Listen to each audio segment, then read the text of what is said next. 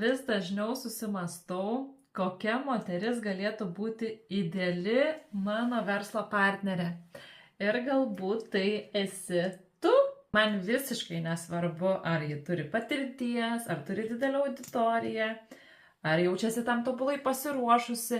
Ne, man svarbiausia, kad ji norėtų daugiau. Ji nori daugiau žinių, daugiau keliauti, daugiau pinigų. Ji nori mokytis, ji yra smalsi ir nebijo keisti savo įpročių ar kasdienybės, nes žino, rezultatai ateina tik imantis veiksmų. Dar vienas labai svarbus dalykas, tai kad ji turi tą šviesą, tą kibirkštį savyje.